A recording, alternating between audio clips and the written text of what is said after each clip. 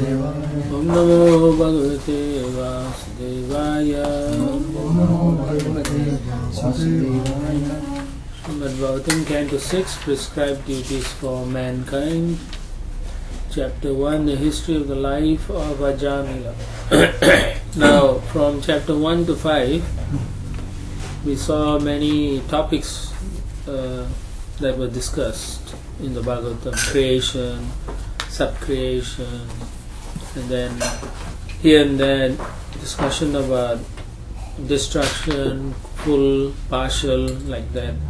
And in chapter 5 we saw about planetary systems, how the movements. Over in Canto 6, according to Srila Prabhupada, predominantly they're going to talk about the Lord protection, how He protects His devotees. And in that light, the history of life of Jamil is shown, how he is protecting him. Okay. So it also talks about the story of Ajamil to show how bhakti can protect at the time of death. Right? Swalpamabhyasya dharmasya trayato mahato bhayat. And then finally, in this chapter is a discussion between what is better, atonement. Is atonement superior or better than bhakti? How karma kanda in comparison to bhakti and atonement? And then finally the power of the holy name in this chapter. Text 1. Shri Parikshit Vacha Nivrittimarga Katita Ado Bhagavata Yata Krama Yoga Palabdena Brahmana Yarasam Sriti. Maharaj Parikshit said, O my Lord, O Shukadeva Goswami, you have already described in the second canto the path of liberation, Nivritti Marg. By following that path, one is certainly elevated gradually to the highest planetary system, Brahmaloka, from which one is promoted to the spiritual world along with Lord Brahma. Thus one's reputation of birth and death in the material world ceases. So Maharaj Parikshit, after hearing about all the hellish planet, he is bringing this up because he's kind of concerned about people and what will happen to them. So he's going back to what Sukadeva Goswami talks about in the earlier cantos, particularly Prabhupada says in the second canto. Nivritti Marg. So we have Pravritti and Nivritti, right? So Nivritti is the path of liberation or renunciation. In renunciation for the pleasure of the Supreme Lord. You can't just say renunciation, it's done for the Lord's pleasure. So, and then he said you have talked about that and you have made it clear that that is the way to do it. So he's going to ask some series of questions after this. Now, Prabhupada mentions within the purport that the reason he's asking is because he heard about the bad situation, about all these living entities going through hell. So naturally he becomes very sad. So he's known as, Prahlad Maharaj, Para Dukhi, like that. He doesn't like to see the unhappiness of his fellow living entities. So that's a natural compassion. It occurs in the heart of one who is very, not just only compassionate, devotees, advanced devotees feel that way. So therefore he uses the word asamsriti. He says how to stop this path of birth and death. Samsriti is continuing in the path of birth and that. So asam sriti means to stop there. So basically he's saying how to, for these persons, how are they going to be doing Nivriti Marg? How would they do it, and how can it help them? So in the purports, in the third paragraph, Srila Prabhupada says, according to the opinion of the Acharyas, the word Karma Yoga Palabdena indicates that by first performing Karma Yoga, and then Jnana Yoga, and finally coming to the platform of Bhakti Yoga, one can be liberated. Right? So generally in the Varnashram system, that is the path that is recommended for most people. That they can go through karma, jnana, and as they become more and more intelligent, they will hopefully take up bhakti seriously. In general, most people are happy with karma yoga because they are getting something to enjoy, and therefore his question is why, how they can come to this bhakti yoga platform. So the acharyas are saying one can come to through this path, karma, then jnana, then finally to bhakti. But if one does bhakti on its own, he doesn't have to do karma and jnana because it is already superior according to the acharyas. So at the end and the last sentence, Prabhupada quotes from the Vedas, and in English, because of the exalted position, those who are on Brahmaloka at the time of dissolution go directly back home, back to Godhead along with Lord Brahma. Right? So to be in Brahmaloka, you have to be very exalted also. And since Brahma is always focused on worshipping Krishna, they also get the benefit because they serve him. So they go back to Godhead like that. And this happens at the time of dissolution. Okay. So in the third canto, we read about how Sankarshan also gets angry, even partial, I went to check, even partial dissolution. That means the destruction goes up to Mahaloka. So the residents of Mahaloka, then they fly to Janaloka. So then up to that, even he burns it, and then the water fills up, and then again creation starts. So Svargaloka, all, he destroys all, yeah. Dhruvaloka is not done. No, never. That is much. Nobody can touch that. Text 2. Okay, Prabhu, you want to check?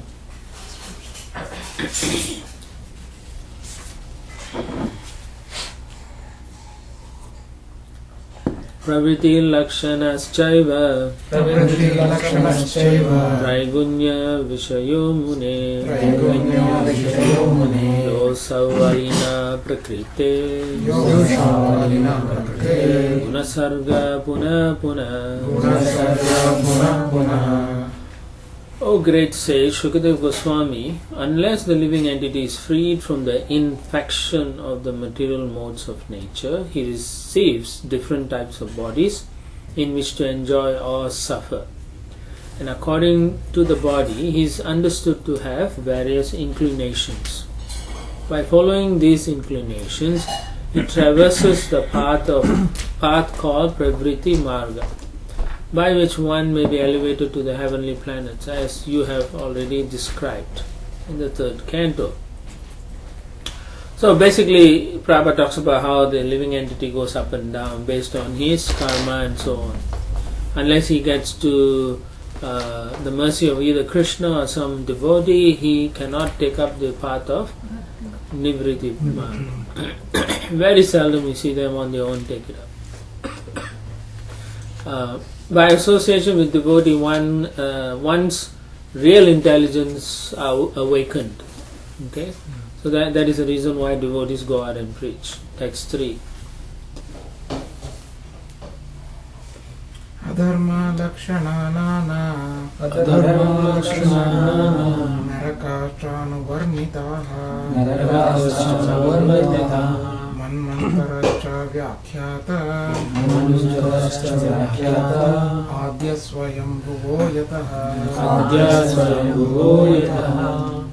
We've also described at the end of the 5th canto, the last canto we just did, the varieties of hellish life that results from impious activities. And you have described in the 4th canto the first Manvantara, which was presided over by Swayam Bhuva Manu, the son of Lord Brahma. Texts 4 and 5. प्रियव्रतोत्तानपादो वंशश्चरितानि च द्वीपवर्ष समुद्रादि नाद्युद्यान वनस्पति धरामण्डल संस्थानं भागलक्षणमानतः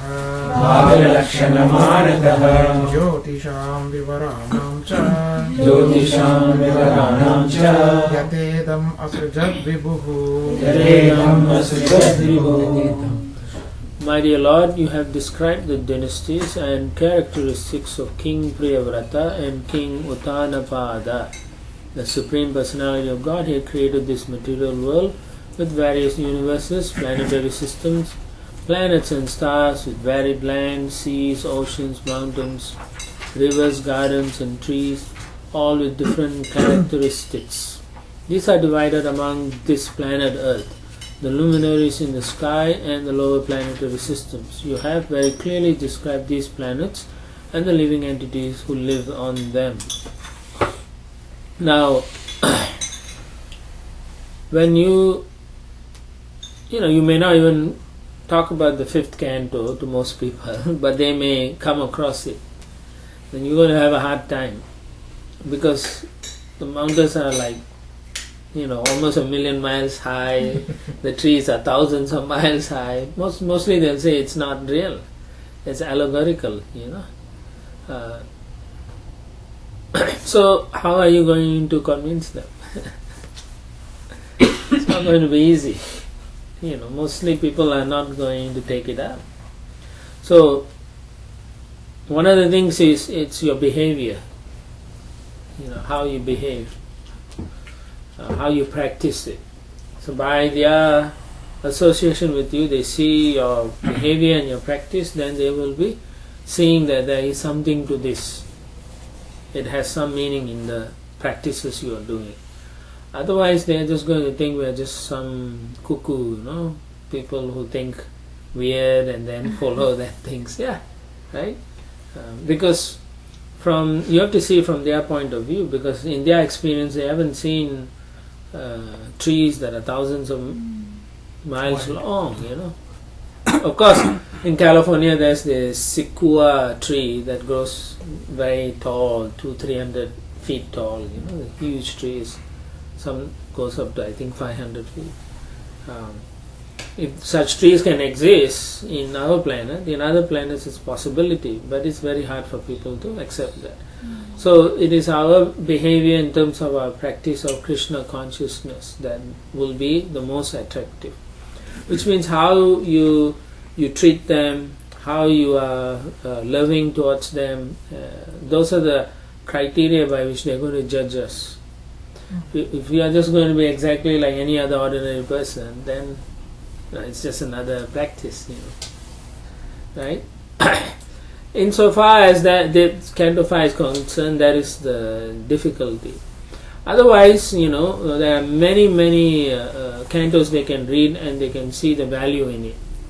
How the behavior, how to interact with other people, how to worship, the qualities of the Supreme Lord, the behavior of Vaishnavas, all those are there, and that can make sense. It's when it comes to this very interesting concept of planetary system and so on that will, drive people away. So therefore you can always have a relationship with people based on how you behave, and they will understand that.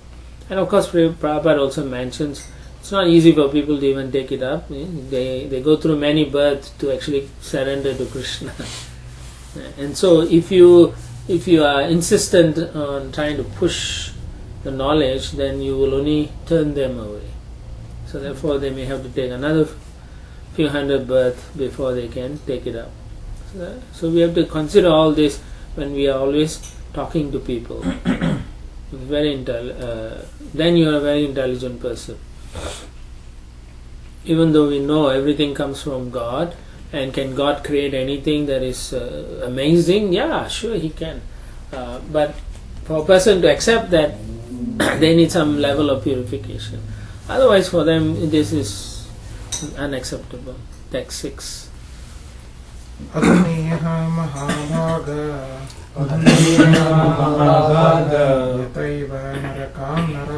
yataiva narakan naraha nanugrayatanam niyat tanme vyakyatum arhasi. O greatly fortunate and opulent Shukadeva Goswami, now kindly tell me how human beings may be saved from having to enter hellish conditions in which they suffer terrible pain. So this is his mood, Paradukha Dukhi. Prabhupada says that in the purport. A Vaishnava is Paradukha Dukhi. In other words, he has no personal troubles, but he is very unhappy to see others in trouble. Prahlad Maharaj said, "My Lord, I have no personal problems, for I have learned how to glorify your transcendental qualities and thus enter a trance of ecstasy. I do have a problem, however, for I am simply thinking of these rascals and fools who are busy with Maya Sukha, temporary happiness, without knowledge of devotional service on to you. This is the problem faced by a Vaishnava." Alright, so as a devotee we have to think of how to save all these people who may be very nasty to us. But that is our glory or mercy. Yeah. And then the last line Prabhupada says, our duty, the duty of all sane men, is to save them. Maharaj Parikshit is the representative of one who can save them. So that's how he felt. He feels a lot of anxiety for them. So next time you see someone suffering, you can always ask yourself, why am I not suffering for feeling anxiety for these persons? Because we are not at that level. It takes practice and a lot of conviction in this process. Text 7. Shri Shuka Uvacha Nachedihaiva Pachitam Yatamshaha Krityasya Kuryan Mana Ukta Panivihi Dhruvam Savai Pretya Narakanupaiti Ye Kirtita Me Bhavatastikma Yatanaha. Sukadeva Goswami replied, my dear king, if before one's next death, whatever impious acts one has performed in this life with his mind, words and body are not counteracted through proper atonement, according to the description of the Manu Samhita and other Dharma Shastras, one will certainly enter the hellish planets after death and undergo terrible sufferings as I previously described to you. So, whatever we do, there's a reaction. Whether we like it or not. Because due to ignorance, many of us may have committed impious acts, and by the mercy of the spiritual masters, those have been cleared. But for people who don't know what to do, which is what Sukadeva Goswami is saying, then they have to go to the hellish planets to suffer. So the thoughts also produce reactions? In different age, not in Kali Yuga, but in the 3 previous ages, if you think, you get a reaction. Yeah. So don't think. Even you practice now also not think. Because thinking, feeling, and finally willing. Yeah. So eventually you don't like someone and you keep thinking about it and you want to say that, but you control yourself, one day it will come out. And then you regret saying that. So be careful. So practice not to think bad of others. Yeah. Now, at the last paragraph, Prabhupada says, in response to the inquiries of Parikshit Maharaj, Sukadeva Goswami, his guru, could have immediately explained the principle of bhakti. But to test Parikshit Maharaj's intelligence, he first prescribed atonement according to Karma Kanda, the path of fruitive activities. For Karma Kanda, there are 20 authorized scriptures such as Manu Samhita, which are known as Dharma Shastras. In these scriptures, one is advised to counteract his sinful acts by performing other types of fruitive action. This was the path first recommended by Shukadeva Goswami to Maharaj Parikshit. And actually it is a fact that one who does not take to devotional service must follow the decision of these scriptures by performing pious acts to counteract his impious acts. This is known as atonement. So you find in India a lot of people do this. They do a lot of impious activity, they even kill people and so on. And then they do a lot of pious activity. Build a school, hospital, lakes, well, give charity, like that. They're hoping that they don't get the reaction. And primarily, Prabhupada makes it very clear for us to understand that all these activities, atonement, are only linked to Karma Kanda activities. Because in Karma Kanda you do some kind of activities for something. And therefore atonement also comes in fruitive activities. Now when one goes to Jnana Kanda, he is very careful not to do impious activities. So generally those in Jnana Kanda will not do, hopefully, impious activities. But if they do, they know what to do because they are reading the scriptures. They are staying away from such activities. Definitely one who is in bhakti doesn't have to worry about all this. But then you can see, if you are performing other activities, you must or you are forced to do atonement. You have no choice. Otherwise you cannot live peacefully. Either attacks you in this life or it will attack you in the next lives. The reactions. Text 8. Tasmat puraiva shvaiha papa nishkritau yate tamrutyor avipagyatatmana doshasya drishtva gurulagavam yata bishak chikitse tarujam nidanave. Therefore, before one's next death comes, before someone dies, as long as one's body is strong enough, one should quickly adopt the process of atonement according to Shastras. Otherwise, one's time will be lost and the reactions of his sins will increase. As an expert physician diagnoses and treats a disease according to its gravity, one should undergo atonement according to the severity of one's sins. Right? So, but as a devotee we don't do this thing. What do we do? Yeah, we chant and continue the service. So that itself is purifying. In the purport, Prabhupada says the Dharma Shastras like the Manu Samhita prescribe that a man who has committed murder should be hanged and his own life sacrificed in atonement.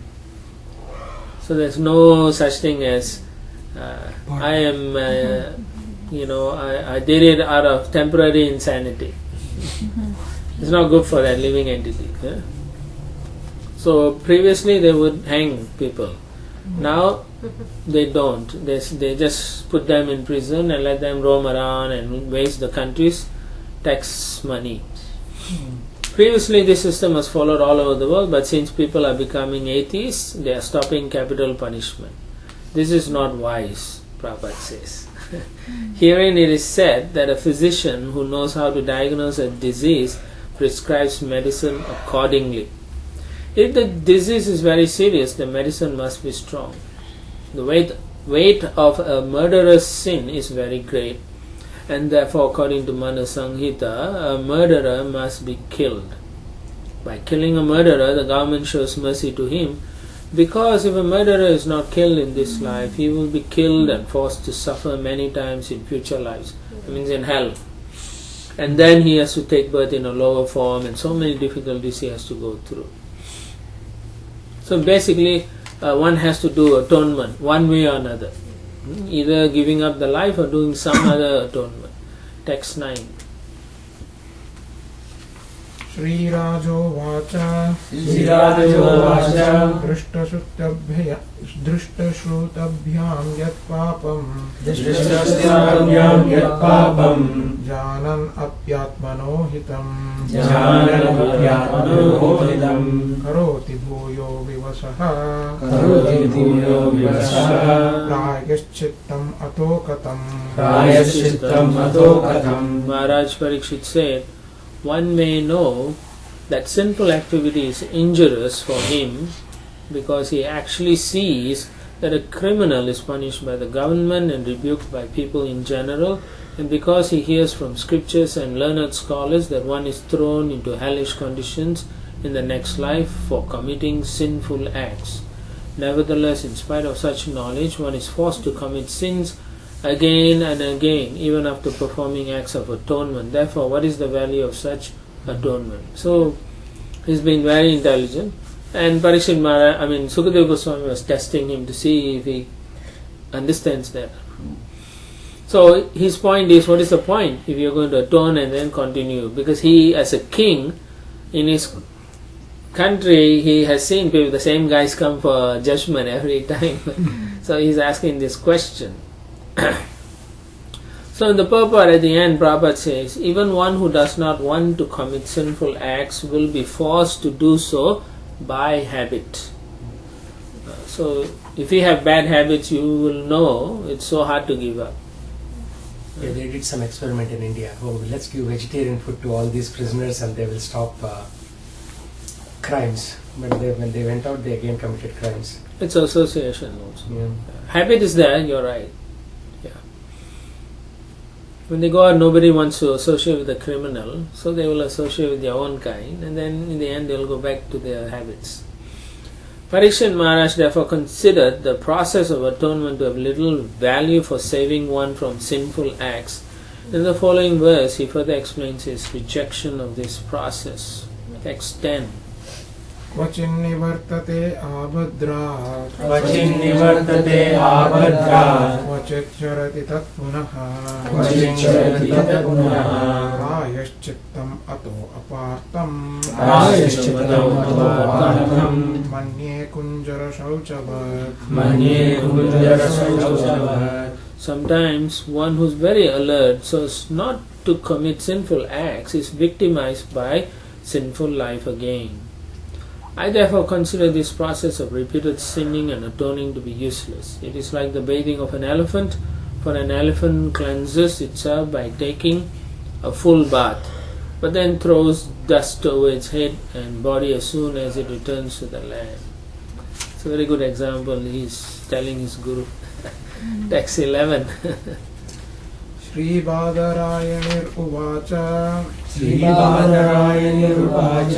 कर्मणा कर्मनिर्हारो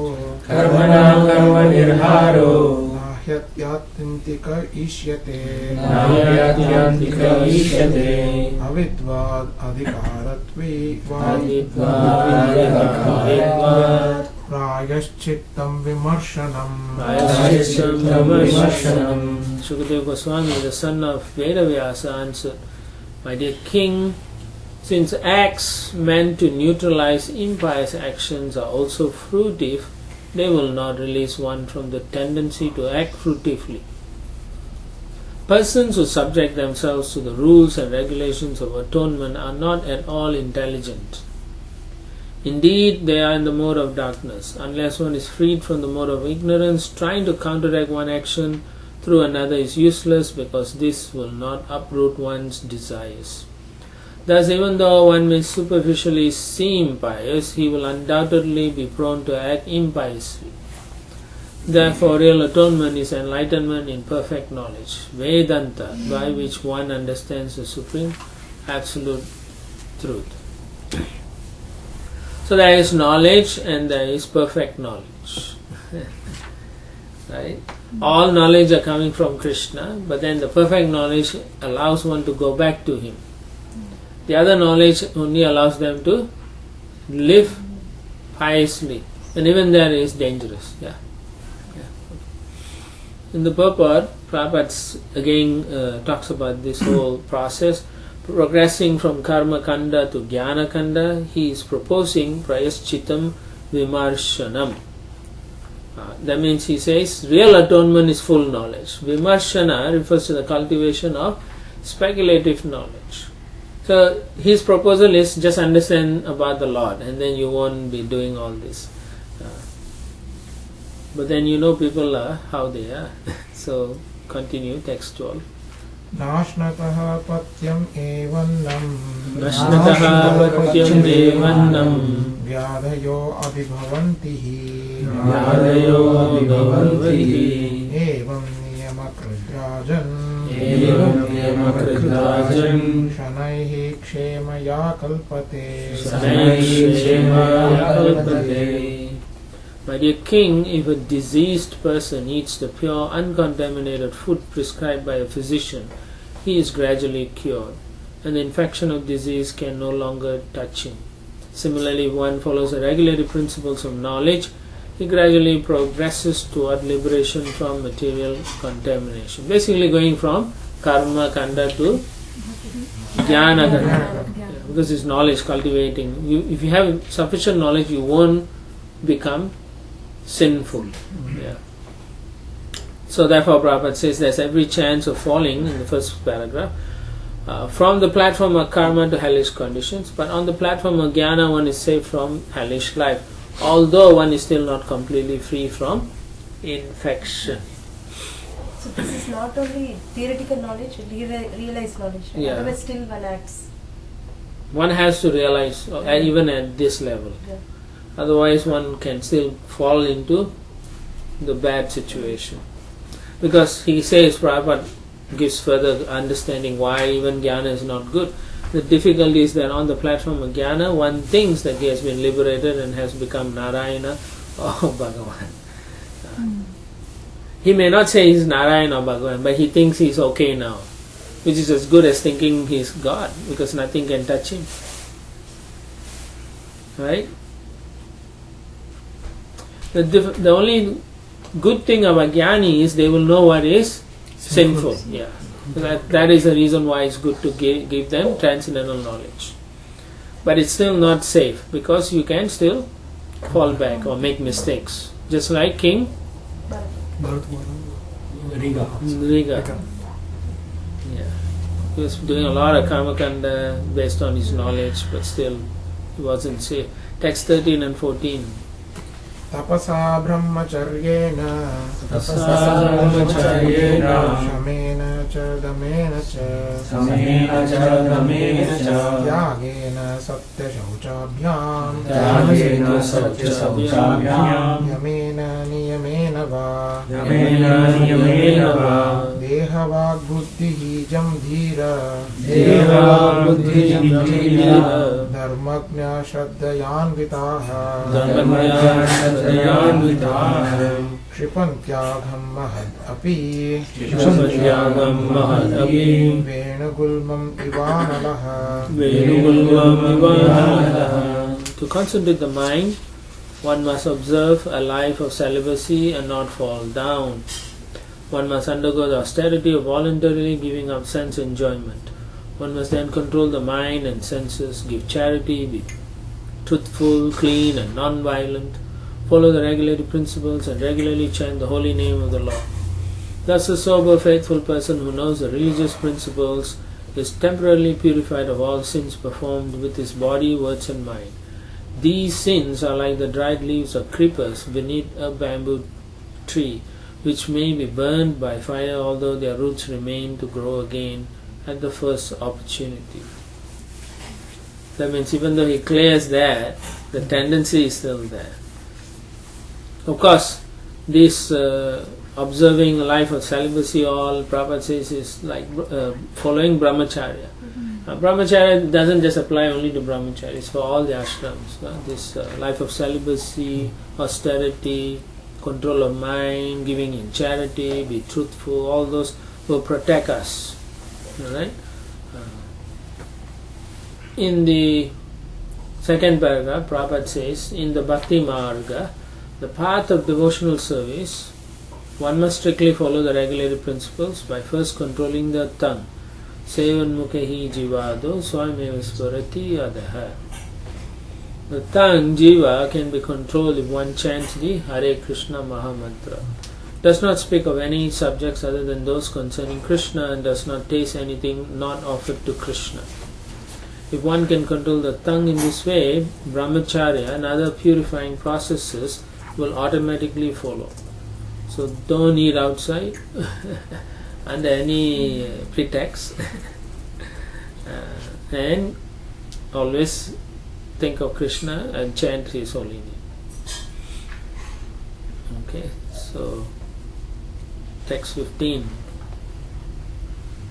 केचित् केवलया भक्त्या केचित् केवलया भक्त्या वासुदेवे परायणः वासुदेवे परायणः अघं धून्वन्ति कस्मेय Amam durvanti kasneya निहारम् इव भास्करः निहारं विभास्करः. Only a rare person who has adopted complete unalloyed devotional service to Krishna can uproot the weeds of sinful actions with no possibility that they will revive. He can do this simply by discharging devotional service, just as the sun can immediately dissipate fog by its rays. So, he says here, Kechi Kevalaya Bhaktya. That means very rare people, some people, not everyone. Okay? Rare. Sahamatma Sudurlabha. Very rare. Only they will take up the process. And not just take it up, they completely do it properly, not just little they do. Just like we try to encourage so many people in the temple or people we meet, tell them to chant. They will say, yeah, I'm chanting, but then they have so many other bad habits. And because of that, they can never completely develop pure love for Krishna. And because they are not taking up the process seriously, they also cannot uproot the sinful tendencies. Yeah. So it will come every now and then, keep coming, and they don't know why it's coming. They will say, but I'm following everything. But they are not actually strictly following. Yeah. Only when they become serious, then they will find that it works. Prabhupada writes in the purport, if the root of the sinful desire is not destroyed in the heart of a person who is cultivating knowledge but who has no taste for devotional service, if that's the case, the sinful desires will come again. Yeah. So that means your reading of Bhagavatam and all will not be effective if you don't develop devotional attitude. Taste. Yeah, for Krishna, for his devotees, you must have that willingness to go and do service to the deities and so on. Go and preach. Otherwise, it's not going to take place. So no point making a lot of noise saying, I'm doing for 20 years, 30 years. That's not what it is. You have to develop the taste for devotional service. So then a couple of lines down, Prabhupada says, if one becomes attached to devotional service, however, his desires for material enjoyment are automatically vanquished without separate endeavor. So he doesn't have to work on that. On its own it goes away. Right? Vasudeva Bhagavati Bhakti Yoga. Yeah, so both Jnana and Vairagya automatically comes. Yeah, so that's what it is. Automatically is vanquished. No endeavor. So how do you know your material desires goes away? That is the test of Krishna consciousness, Prabhupada says. Okay. Whether you want to do pious activities or impious activities, it's just a matter of what your consciousness is, either you're more of goodness or more of ignorance. But one who's in Krishna consciousness, he automatically won't even bother with pieties. Okay, he'll avoid that. He just wants to please the Supreme Lord. So therefore, he's always thinking of devotional service or Vasudeva Parayana. And then towards the middle, non-devotees must undergo material hardships in that paragraph because they are prone to commit sinful activities. Prabhupada says the desire to commit sinful actions continues in their hearts due to ignorance. These sinful actions are divided into three categories: Pataka, Mahapataka and Atipataka, and also into two divisions, Prarabdha and Aprarabdha. Prarabdha refers to sinful reactions from which one is suffering at the present, and Aprarabdha refers to sources of potential suffering. When the seeds, bija, of sinful reactions have not yet fructified, the reactions are called Aprarabdha. These seeds of sinful action are unseen, but they are unlimited, and no one can trace when they were first planted. Because of prarabdha, sinful reactions that have already fructified, one is seen to have taken birth in a low family or to be suffering from other miseries. It's like a fig tree, a fig fruit. If you eat it inside, the seeds are innumerable, you can't even count, like that. So that's how a desire, one desire creates another desire, creates multiple desires, like that, like a networking, you know. So, and then Srila Prabhupada at the end, these are all from the Padma Purana, right? Yeah, Nectar-Devotion. Yeah, but it's from Padma Purana, right? It discusses that. In the Nectar Devotion, Rupa Goswami also highlights these things. Then in the last paragraph, in this regard, Srila Jiva Goswami comments that bhakti may be divided into two divisions: Santata, devotional service that continues incessantly with faith and love, and Kadachitki, devotional service that does not continue incessantly but is sometimes awakened. Incessantly flowing devotional service, Santata, may also be divided into two categories: service performed with slight attachment and spontaneous devotional service. Intermittent devotional service, Kada Chitki, may be divided into three categories: Raga Samayi, devotional service in which one is almost attached; Raga Sunya Swarupa Bhuta, devotional service in which there is no spontaneous love but one likes the constitutional position of serving; and Abhasa Rupa, a slight glimpse of devotional service. As for atonement, if one has caught even a slight glimpse of devotional service, all needs to undergo prayaschita, atonement, are superseded. Do you understand that? Therefore, how important to get this taste for service. So as long as you want to go and serve, you are above the prayaschita, atonement position. Okay? And it vanquishes all reactions of sinful life. So that means trying to please Krishna is your number one duty. I mean, obviously in this case it may appear that we are trying to sell bhakti because it takes you away from sinful reaction, but once you do bhakti you will get other things. At least it's better than having a sinful life. Okay, so Prabhupada continues, therefore atonement is certainly unnecessary when one has achieved spontaneous love, which means you are on the Raganuga, and above that attachment with love, prema, which are signs of increasing advancement in Kada Chitki. That means almost coming to the pure level. Yeah, Santata. Yeah. Srila Jiva Goswami expresses the opinion that the word Kashniyena, attachment with means that even if one has a desire to commit sinful action, the roots of that desire are vanquished merely by abhasa rupa bhakti. So it's very important to practice even though you have that bad desire in your heart, right? Don't give it up. The example of Bhaskara, the sun, is most appropriate. The abhasa feature of bhakti is compared to twilight, and the accumulation of one's sinful activities is compared to fog.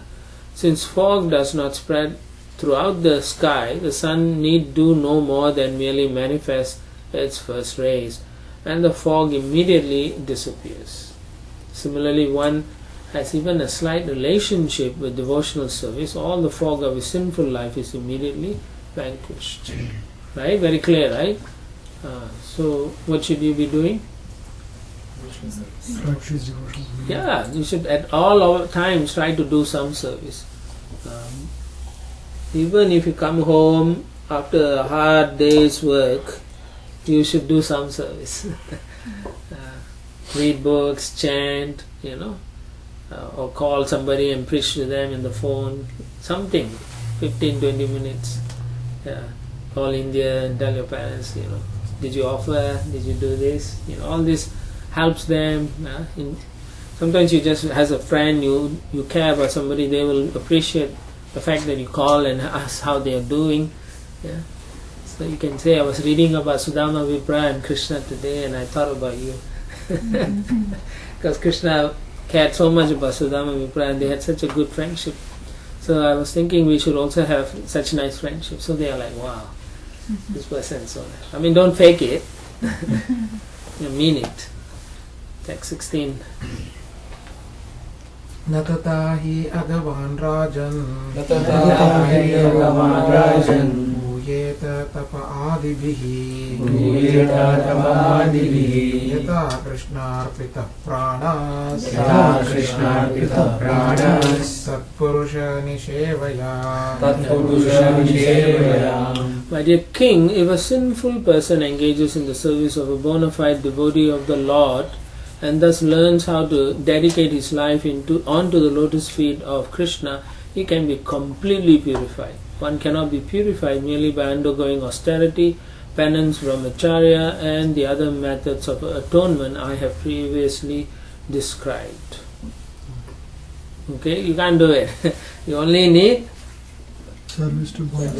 devotional service, pure devotional service, under the guidance of a spiritual master. Service of a bona fide devotee, which means spiritual master, acharya, like that. Otherwise you can't do it. So, Prabhupada says, Srimad Bhagavatam 5.5.2 says, Mahat Sevam Dwaram Ahur Vimukte. Remember we read that in the previous canto? Bishop Dev tells his son that they need to serve. If one desires liberation from the clutches of Maya, one must associate with a pure devotee Mahatma. So in our case, we are always associating with Srila Prabhupada in his movement.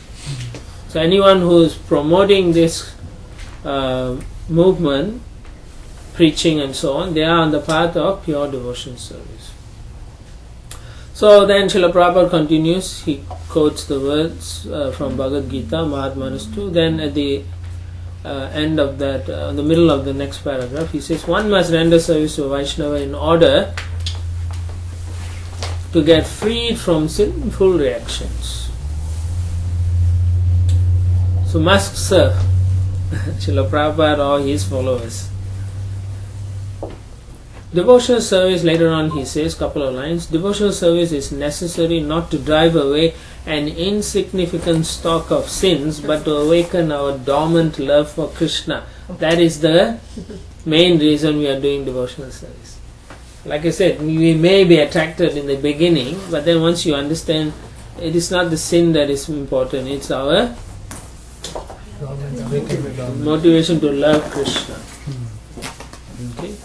Then in the next paragraph, Srila Prabhupada again says, a devotee is Narayana Parayana or Vasudeva Parayana. Okay, because he's always thinking of serving Vasudeva. He doesn't want any other things. He will go anywhere, any place, hell or heaven, just to preach. Alright, so then a couple of lines down, Prabhupada says, Narayana para devotee is unafraid wherever he is sent. He simply wants to remember Krishna wherever he may be. Such a devotee is unconcerned with hell and heaven. He is simply attached to rendering service to Krishna. So that means the main thing he wants to do is render some service. So it shouldn't be anything else. That means no fruitive thinking is clouding his judgment. No fruitive thing, Oh, if I do this, then I'll, get more mercy or less mercy. He doesn't think like that, right? And if he is in a negative position, he thinks that due to his past karma, he's undergoing that. If he's put in a positive situation, he thinks Krishna is so kind. He's giving me all this opportunity.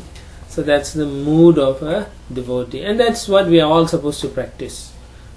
Slowly, but surely we have to practice that. Text 17.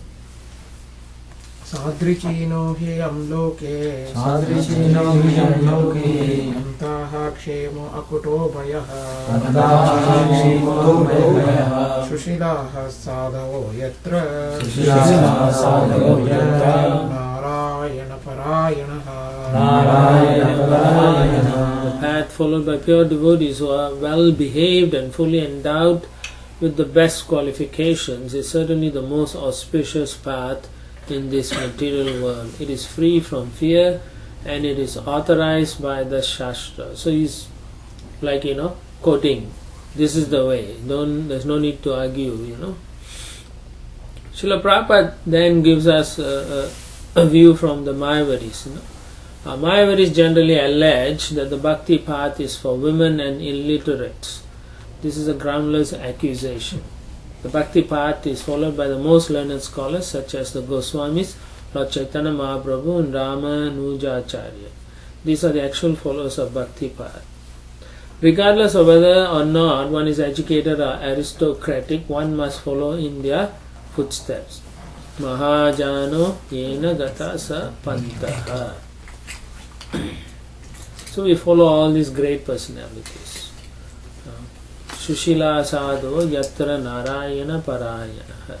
For them that is the main thing. They are not interested in any other thing. And at the end of the last paragraph, Prabhupada says, those who follow the path of the acharyas are Shushilaha and Sadhavaha. But furthermore, their path is Akuto Bhaya, which means free from fear. If you take the process seriously, you become fearless. One should fearlessly follow the 12 Mahajanas and their line of disciplic succession, and thus be liberated from the clutches of Maya. As you take bhakti, slowly you have to give up things and you are afraid to. Then eventually as you give up, you will have strength from Krishna. You will become more confident. So many things you will have to give up. So many things you don't know you have to give up also. It will reveal to you, I still have all attachments. So all this will come and you will easily give up. Just like in some homes, you will see the elderly parents or grandparents, they keep so many things from their time they were married. And they put in boxes or in suitcases or in storage rooms or in the $1 a day storage outside. $1. Bank. Huh? So they keep so many things and you can go through those things and they are useless.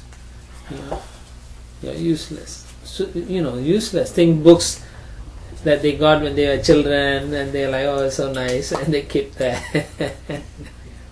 Oh, I got this from my wedding and the cloth, it's all torn and so on, but there's so much sentiment behind it. I have still all my textbooks too. There you go. Yeah, so it's all this thing. You gotta get rid of it before it gets you. Yeah, not here, but in India. Yeah, why are you Full keeping bureau of books. Exactly, get rid of it. These are all baggages.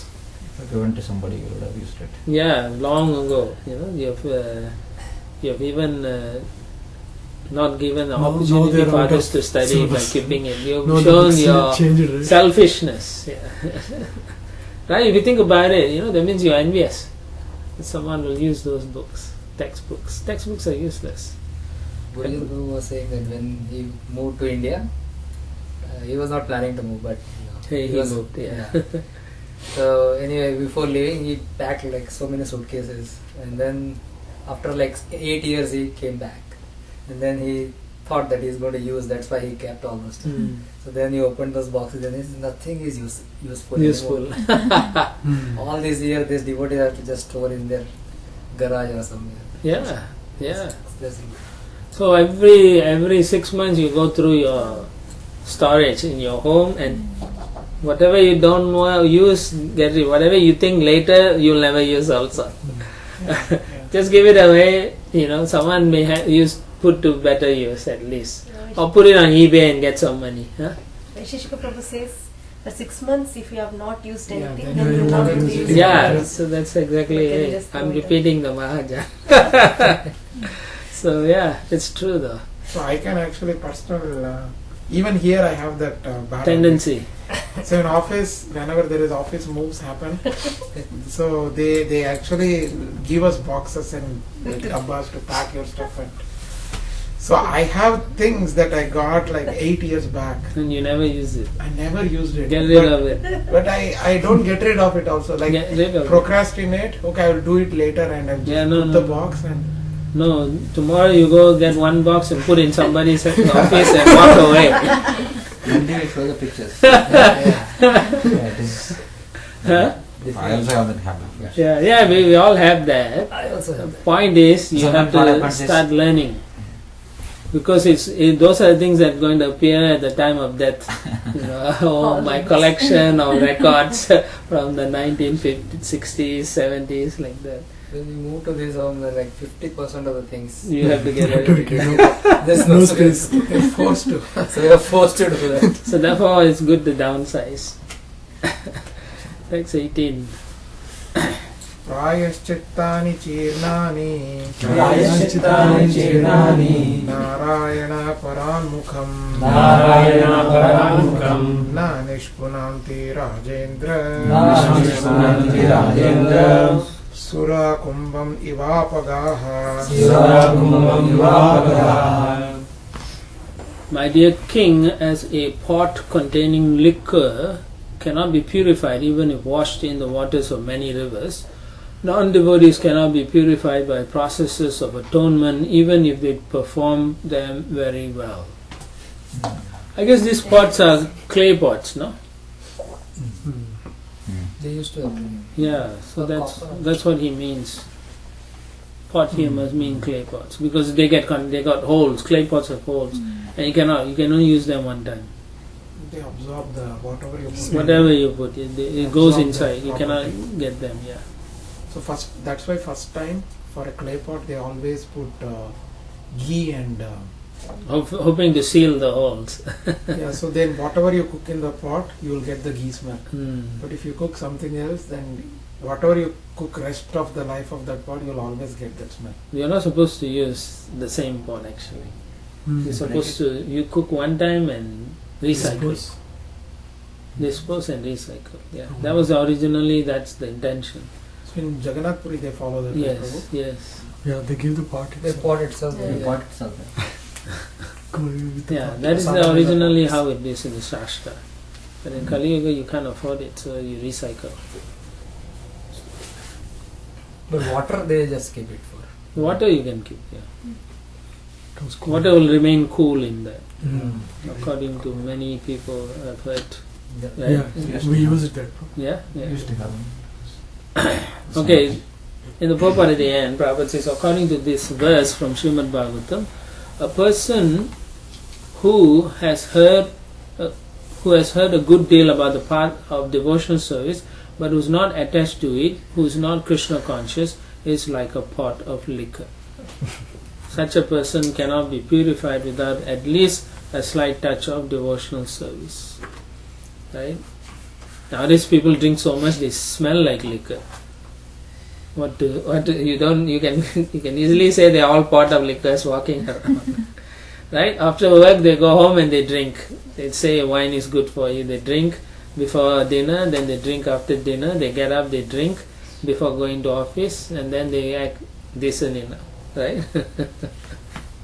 Text 19. Sakranmana Krishna Padara